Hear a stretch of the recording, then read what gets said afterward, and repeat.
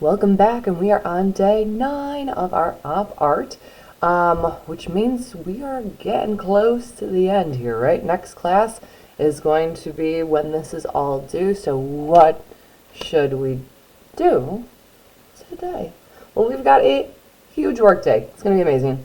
Our goal would be that for next class, we have our impossible triangle, our impossible oval, and our final into our art journal, at least, ready to go. Please remember that as soon as you are done with any of these things, at least photograph them. Even if you don't put them in your art journal yet, at least get a photograph of it just in case anything happens, because sometimes it does.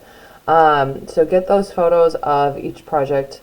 Now, that being said, these are the 3 required things that must be in your art journal to get that full 20 points in that midsection there.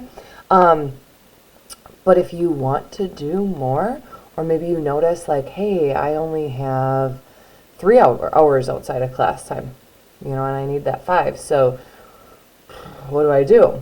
Well, you could do another one of these. Maybe you make another one of these guys, but instead, you're making it black and white, or you make it kind of that wavy one, or I don't know, try something else. Or like we talked about last class, you could also try your hand at a different type of op art. So you can just look up op art videos, and there's going to be a plethora of them on the internet.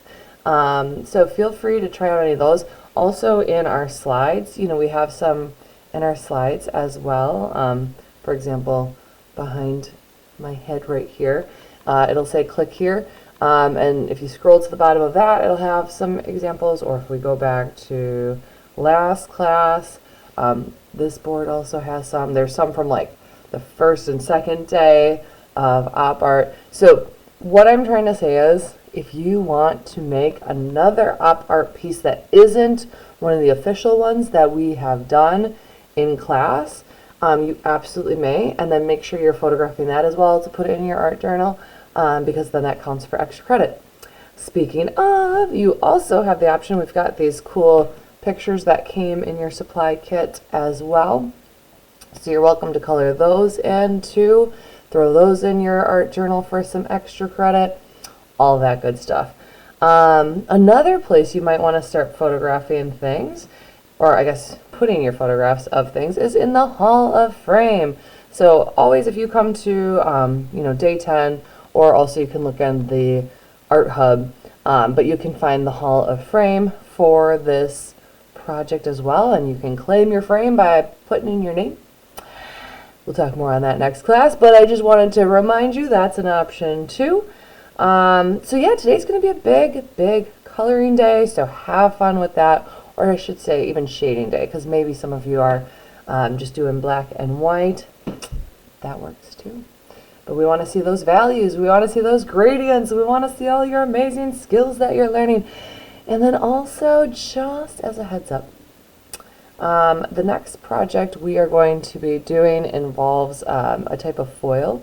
It's in your art kit. It says do not bend. It's like inside of a little, like a manila envelope kind of. So careful with that. First off, don't bend it. But also, we're going to want to practice on something that's like not our good stuff. So start asking your at-home mentor for aluminum or tin foil.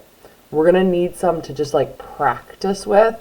If you don't have any at your home, this would be something you would want to tell them, like, hey, can we get that on our next trip to the grocery store or wherever you get your kitchen supplies from, or borrow just like a sheet of it. It doesn't need to be a ton, but just borrow some from a neighbor or whatever the case may be. But we're going to need it in 2 class periods from now. We're going to start needing to use stuff like that. So start asking around and getting that ready for our 3rd project. All right, have fun. Work time.